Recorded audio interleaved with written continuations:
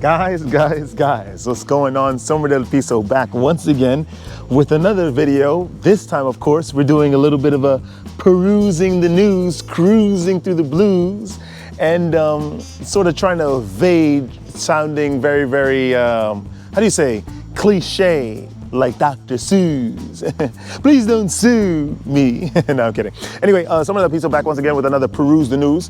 So as I say, what we do usually in this segment is just we have 3 articles that we analyze based on our opinions, our point of view, and just our intelligence, which is albeit very limited.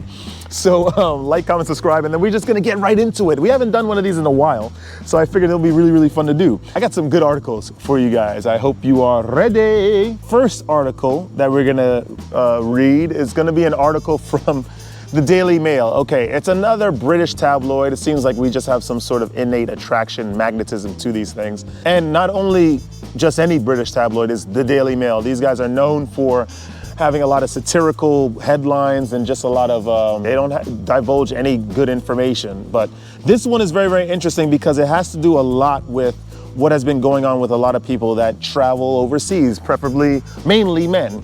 So Daily Mail articles written by an Adri Torres. The name of the article, well, the title, is not anything riveting or anything. It's just sort of straight to the point. American man, 42, found dead in Colombian rental. So I have a lot to say about this because the thing is, I know I like Colombia a lot. I learned Spanish because of Colombia. I have a lot of friends over in Colombia because I was just very into, I'm very into the culture. I also understand that there is a dark side of Colombia, whereas, not everything is sunshine, lollipops, and rainbows. Everything that's wonderful is what I feel when we're together. Shout out to Leslie Gore. That's just the way it is. It's just, everything is just not hunky-dory over there. There are some sort of bad apples, including the people that go over there looking for a specific type of fun, a specific type of pleasure. I'm not assuming that this guy, this 42-year-old man, was into that kind of stuff, but with a lot of the people that passed in Colombia, it wouldn't be beyond you or me to assume what they were into. So let's read a little bit of this article and let's give my analysis, shall we? An American man was found dead inside a Colombia apartment after allegedly consuming a drug that is used by veterinarians to euthanize pets. So wild, like what the heck is going, why would he even? So it's usually the other victims that I was talking about that were, littered around Colombia was because they were basically chasing women, and these women were part of like these gangs that were organized to set up foreigners in order to sort of hold them hostage or, do much more grotesque acts to them, sorry. It's interesting that we're hearing this story about this guy that voluntarily took his life, and he just happened to be American, he just happened to be in Colombia. So it doesn't really have anything to do with the craziness that's been going on over there. So let's read more. Matthew Miller, 42, is said to have sent a telegram message to his former girlfriend who lives in Medellin on Tuesday afternoon, complaining about having lost a business he operated via an OnlyFans account at his home. The plot thickens, gentlemen. The plot thickens. A source with knowledge of the investigation told DailyMail.com. The woman and 3 friends rushed to the 7th floor apartment in the Medellin neighborhood of Laureles and found the door closed. One of the individuals who accompanied Miller's ex-girlfriend was able to enter the home and found him lying on the bed before authorities were called. The source says that Miller's cause of death has been ruled as suicide by poisoning. Okay, so I think I have an idea of what sort of went down. I'm no detective by any means. I wasn't a fan of Law and Order or true crime podcast, SVU, whatever kind of these criminal shows that's been out for decades, right? I'm using my brain. I'm using my logic, my power of deduction. Thank you, Benedict Cumberbatch. It seems like he was running some illicit OnlyFans business. There's a lot of that stuff that goes on over there, whether it be the models themselves independently owning their businesses, or they are operating sort of in a chain, right? There's one individual that sort of owns a lot of women's accounts, and then he sort of takes a cut, or he gives the women a cut, and then he takes the lion's share, I could imagine. To even start up his business, to be able to buy the technology to film the content that that's usually occupies the OnlyFans space.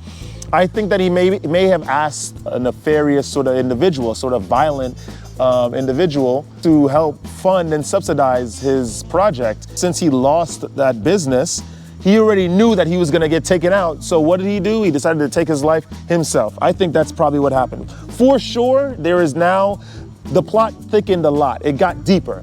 And I think that he was into some sort of illegal type stuff, for sure. There's no way that you're operating innocently an OnlyFans business, and because it went all right, suddenly the men of the world are looking up more Polish women than Latinas. Darn it, my OnlyFans is not bringing in as much money as it did last quarter. I'm going to, overdose. They added that Miller and former girlfriend, who has resided in Medellin for 3 years, ended their relationship 1 month ago. Oh, that sucks. It's unknown how long they've been dating for. Oh boy, it's always a woman, you know what I mean? It's always a woman, whether it be someone that's you're romantically involved with or someone that you're just doing some sort of shadowy business with. It's always some woman involved, especially when it comes to these men losing their lives in Colombia. Let's read a little bit more, and I'm gonna give you my full-on, unabridged opinion on this place and just the culture in general, and why things are the way they are in this travel space, especially in regards to Colombia. The source has been diagnosed with a personality disorder and was also battling depression. Oh boy, maybe he wasn't practicing semen retention. Probably not, if he was, he had an OnlyFans business. A police report obtained by Colombian weekly news magazine Semana indicated that Miller had taken Tanesia, a liquid chemical that is used to put pets to sleep, right? To euthanize pets. It's reported that the deceased sent a message to a close friend indicating that he had lost the company, the house, and explained other reasons, which is why he made the decision to take his own life, the report said. Okay, so depression is serious. I do understand that. I do understand that depression could lead individuals to taking their own lives. I do understand that as well. I still am not going to change my idea as to the reason why this person took his own life, especially in regards to illicit, shadowy means or shadowy situations going on in the background. I didn't know he lost the house. This is new information. Maybe that would be enough to take their own life. I don't know. I've never felt that way. So it's just strange. But I do definitely think that there's some shadowy figures involved in this story. Let's keep going. Bhupendra Kumar, a 66-year-old Ireland national, was found dead in his hotel in the Medellin neighborhood of El Poblado on Tuesday. It's another story.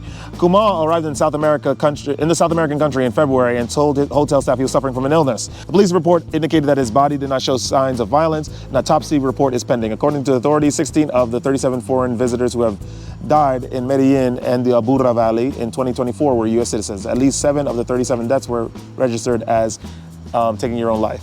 Okay, so let's have a little chat about my opinions about this whole thing. Okay, it's really unfortunate. These stories that we've heard, those are a little bit of a unique situation, at least in regards to their deaths. For the others that were mentioned, the 37, individuals that died, they were basically going over to Colombia for the most part, looking for women, right? They were on Tinder, they were using the dating apps to find women.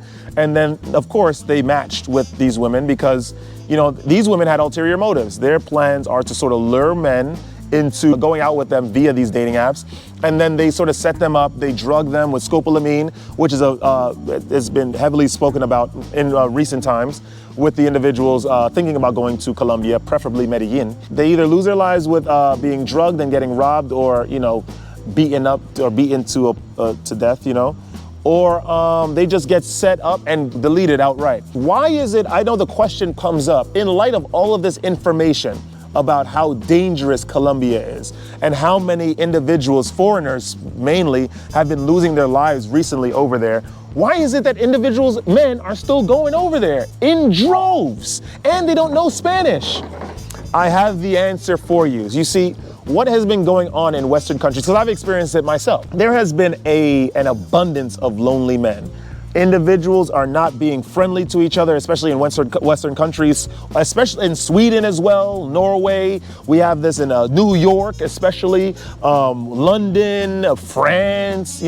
People are just not very, very kind to each other anymore. We have individuals that want to sort of branch out and maybe, you know, meet a girl for the first, you know, and have a relationship for the first time, or try to look for a genuine relationship. Maybe it's not necessarily intimate, but it's, you know, platonic.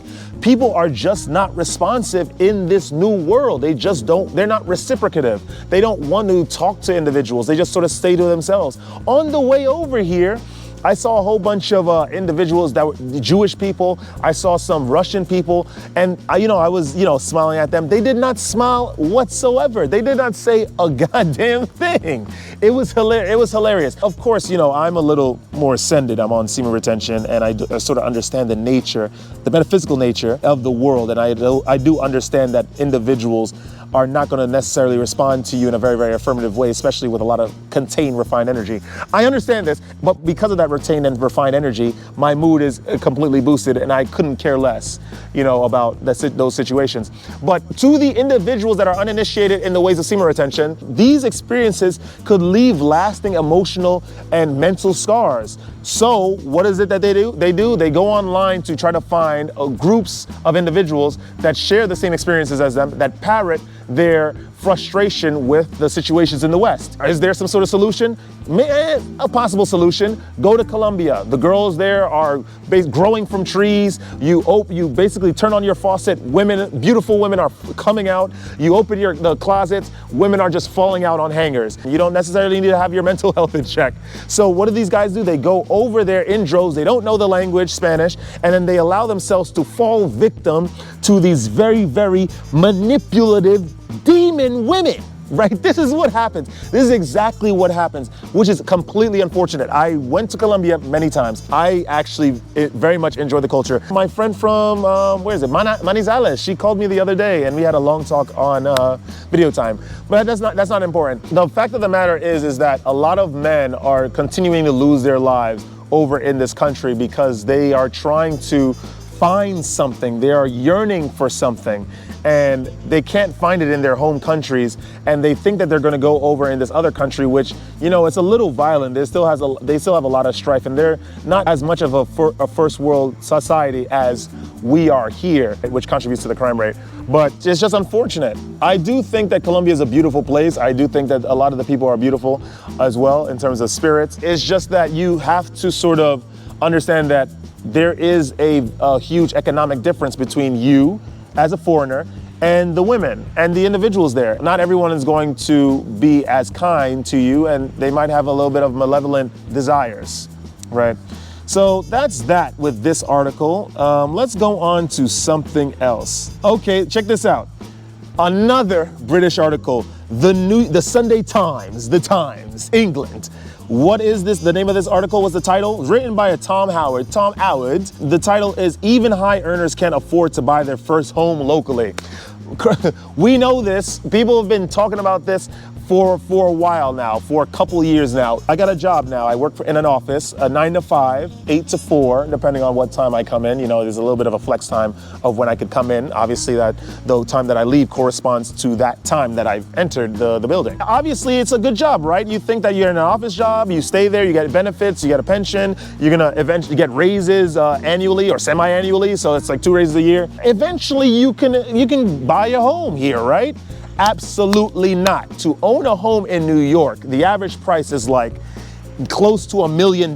It's not, and of course the periodic payments that you have to make per month. So London, being a city in Europe, pound sterling, obviously, I think it's $1.25 to 1 pound sterling. It's obviously a very, very expensive environment too. And when I was living there back in 2008, 2009, it was expensive. So just imagine, everything appreciates, like value especially. Let's read what Tom Howard has to say. Not even half of people earning more than £70,000 a year can afford to buy their first home in their local area, a new affordability index shows. Yep, we know that, Tom Howard, thank you. And £70,000, by the way, that's close to, I think that's about $100,000, $110,000 USD. Give or take, taxes and whatnot, probably it's like 90, 85,000. That's a lot of money, by the way. The average year salary in America is like 40-something thousand, something like that, 30-something thousand. So imagine making more than the average salary per year and you cannot buy a home to reside in the place that you're working. Another reason that lends to coaxing individuals to go off to these countries, Colombia, down south, these sort of unsafe countries where not understanding the culture will definitely make a difference between life or death. The index published by Skipton, the Building Society, and Oxford Economics, the advisory firm, lays bare the stark reality of the scale of the challenges facing first-time buyers. Stuart Eyre, the chief exec of Skipton, writes in today's Times, oh, let's look at these stats. Interesting stuff. Only 1 in 8 people hoping to buy their first home in the UK can afford a typical first step home in their local area on their own without resorting to the bank of mom and dad or finding someone to buy with them. This is nuts. What do we do? What do we do? London is such a beautiful place. A lot of people, I have a lot of friends in London. I know that a lot of these guys cannot afford a home there. It's not possible. My friend works in Selfridges. Selfridges is one of the, I think it's the highest grossing consignment store in the world. It makes more money than Bloomingdale's. It makes more money than Saks Fifth Ave. And he's been working there for years in the men's department, right? Where they sell loads of super overpriced, simple fashion goods, right? For individuals of the world, men mainly. He's been working there for years. He cannot buy his own place in London, right? What do you even do? For those earning less than £22,850 a year, the chances of getting on the ladder are remote. Just keep dreaming, my friend. Maybe in your dream, you'll actually, have a bed to sleep in central London, in Earl's Court Road, right? On New Bond Street. It's really not funny because it's the same situation here. I will never be able to afford a home here. This is just the long and tall and short of it. Skipton and Oxford Economics estimate that only 1% of prospective first-time buyers in that wage bracket are able to buy a home in their local area.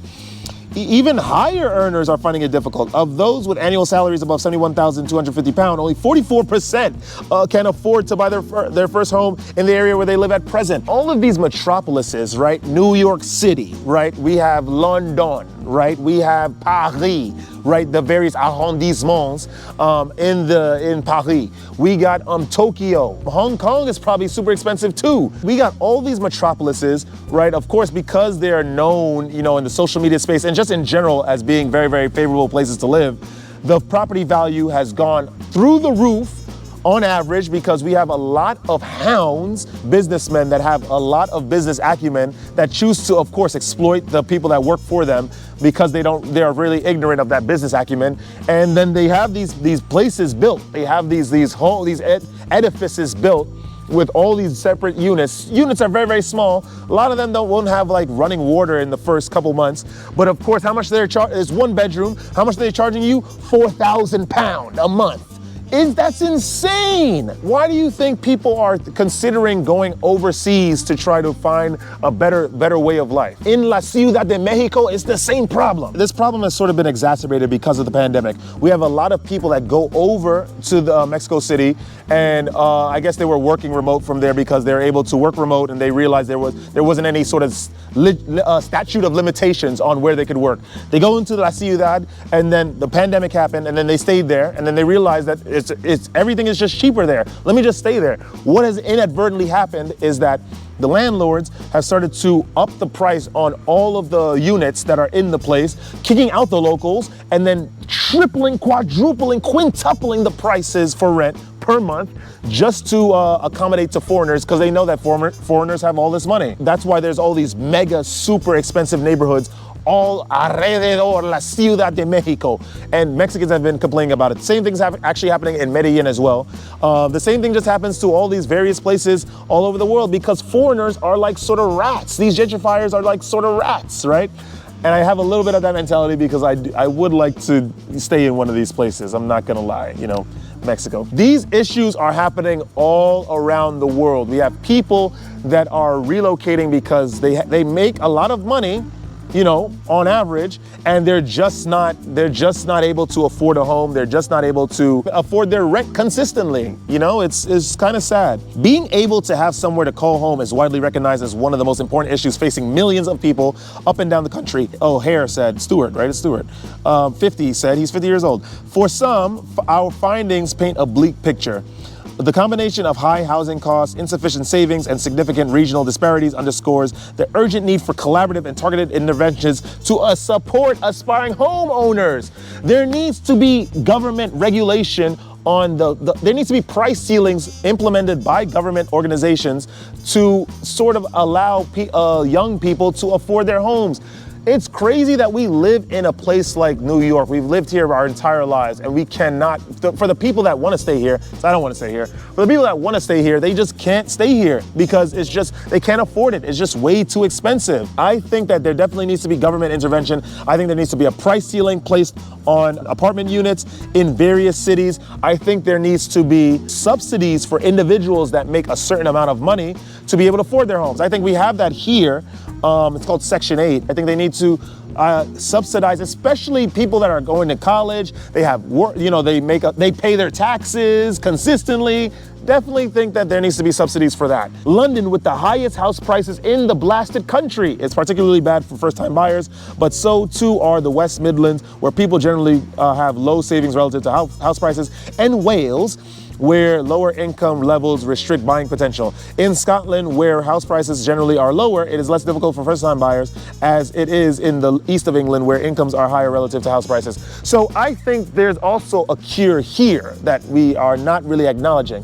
What is the cure? Perhaps understanding the reality of this world, that the government doesn't really do much about capitalistic, greedy landlords and real estate businesses, building houses and charging exorbitant amounts for those individuals to reside in those places.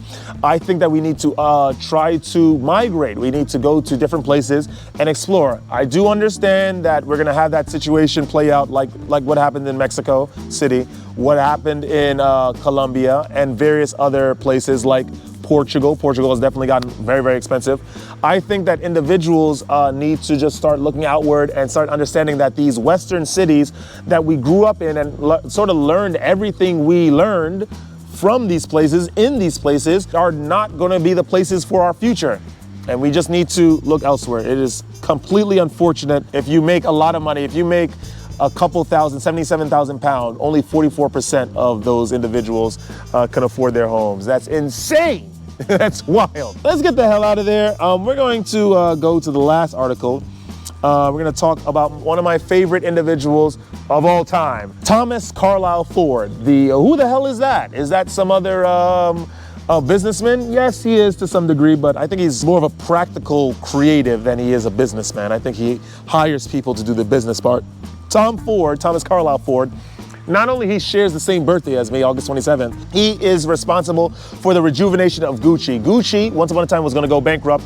Tom Ford came in with his super modest designs and super riveting and hugely nude ads and advertisements, and supercharged the yearly revenue, quarterly revenue of Gucci. He's also responsible for forming the Gucci Group. He was also, around the time that he was the creative director of Gucci, I think he was also designing for Lanvin, the acclaimed French fashion brand, or Yves Saint Laurent, I don't remember, one of them. But he's basically responsible for completing the Gucci Group, which was one of the first fashion conglomerates in the business. And then, of course, because he didn't have a majority share, he was kicked out promptly after he's done his work for Gucci, and it was instantly replaced with, what's her name? Frida Giannini. We're not gonna go down a fashion history lane. We're just gonna talk about this article in regards to Tom Ford, because he got back and revived instantly. He made his own brand, Tom Ford, literally the namesake brand. Then he sold it to Estee Lauder, and he made billions of dollars. If his life is some sort of indication of my future, then I still wouldn't be happy, because I'm not talking about semen retention to you guys. So I'm not going to judge myself or my future trajectory based off some person that happens to coincidentally share my birthday. Sombra del Piso will stay real, always. Let's read about Tom Ford, shall we? My blood pressure's going up. Tom Ford sold, the name of the article is written by Catherine Clark. Tom Ford sold his fashion label for billions. Like I said, his newest empire, $250 million trophy home collection. You see, so he's definitely an outlier. This guy is one of the unique individuals in this world. Also, he has taken a big risk. Sort of. For the most part, he had a very good life. I think he studied in the University of Texas. He came to New York, I think, and studied architecture. And then he realized that architecture wouldn't give him the return on his investment as quickly as something else like fashion. So he fought to get into fashion, and then he finally got into fashion, proved himself, and then went to Gucci, proved himself, and then, you know, he went on, and the rest is history. But the thing is, everyone does not have the same story as Tom Ford. Everyone is not creative out here. No one knows how to sublimate their creative energies, their sexual energies to creativity, and create a eponymous fashion label that made millions of dollars in revenue. Not a lot of people can do this. So this is definitely an outlier. And what the heck? Why are you buying a $250 million house? If I had the amount of money that Tom Ford had, you're not going to see me buy $250 million house. I swear to everything.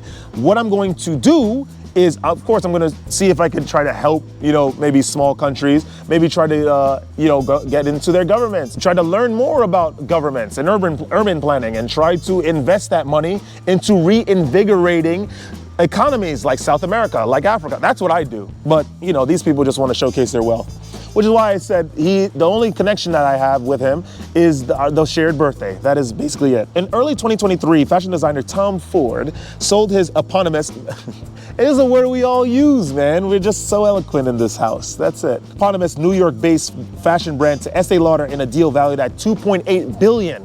$1.2 billion short of the deal that George Lucas struck with Disney, or Disney struck with George Lucas to buy his the Star Wars brand. And then, of course, they ran into the ground. But, you know, we're going to continue. Since then, he has been on a real estate buying spree. Holy moly.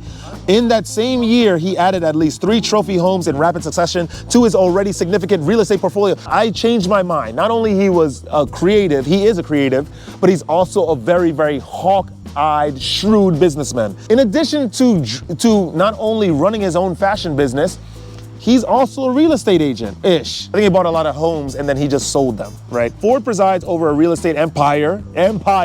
Look at the words that they're using. That includes homes in New York, Los Angeles, Palm Beach, Florida, and the Hamptons. His U.S. homes are likely now worth in an excess of $250 million, according to property records and people familiar with the situation. Most recently, Ford quietly paid he has $42.25 million for an Aspen, Colorado mansion in a previously unreported deal. This guy is just doing his thing. Is there a such thing as too much money? Clearly, Tom Ford is not an individual that's moderated by excess wealth. Like, this is insane. Over the years, Ford has also bought and sold numerous architecturally significant homes, including properties in London and Paris, a Tadao Ando designed ranch near Santa Fe, and a mid-century home in LA designed by Richard Nuch. I don't know who that person is.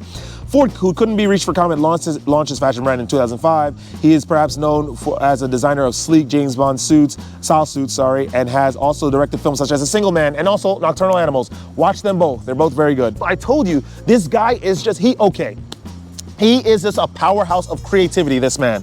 Not only he designed for multiple fashion brands when he was, primarily working for Gucci, he also opened up his own production company called Fade to Black. And he was responsible for 2 really good movies, like I just said, A Single Man and Nocturnal Animals, both of which are very, very good films. And all the costume designs, obviously, are all from Tom Ford. He will not pay another individual for that. The goddamn madman, right? The creative madhouse. So this guy is just a powerhouse of creativity. He's nuts. I think that if more individuals sort of aim to express creativity like Tom Ford, I think that perhaps people would be much more satisfied. Inversely, individuals are interested in smoking weed, having sex, finding relationships, finding their purpose by just throwing crystals on the ground and flipping Rider-Waite tarot cards up and just sort of listening to these things and saying, I'm in a perpetual state of healing. Oh my goodness. I think if we just sort of got rid of all of this nonsense and just actually took action, I think that we would definitely find reality. I think we would find purpose. I think we would find what we're meant to do. We just got to take action. Tom Ford was an individual that I don't think he ever stopped. He is too much into money. Okay, I do understand that. Maybe that's also a thing that broke people say. Sombra. He's a creative powerhouse, like I said. And I think we do very, very well as individuals to try to express ourselves in outlets like that. And even if we're not even good at them. And I think eventually we'll just, first of all, we'll find happiness, we'll find our purpose, we'll lead better lives, I think. Ford's portfolio is subtle and sophisticated, mixing his historic homes with more modern architectural properties, said real estate agent Harold Morel of Christie's International Real Estate, who sold Ford the house and house. Hey, I got an idea, Howard. Why don't you get off his nutsack, right? Because one, I think he's gay, by the way. He's married to Richard Buckley, I believe. And he's married, so get off his nuts, right? So sophisticated. He's only has a sophisticated taste because you probably were sitting on those houses for a very long time, and then this guy decided to, with an eye for value, decided to buy the houses off you and carry on with his real estate portfolio in a very sophisticated fashion. Get off his nuts. Anyway, that's all I have to say about this article. That's it for this Peruse the News. I always love doing these things because I have so much to say. Don't ever let this place get you down, guys. It's very expensive to buy your own home in the various metropolises that we live in. Colombia, if you are going over there and you don't know Spanish, you are going to find a lot of trouble, right? Especially if you're going for the wrong reasons, because like attracts like. You are going to be quickly drawn to oblivion. Trust me, I've seen it happen over there. But of course, we have wonderful role models like Tom Ford to look up to. So I guess that's good, right? And always, guys, don't forget to stay radiant. I'm gonna see you guys in the next Peruse the News. Woo!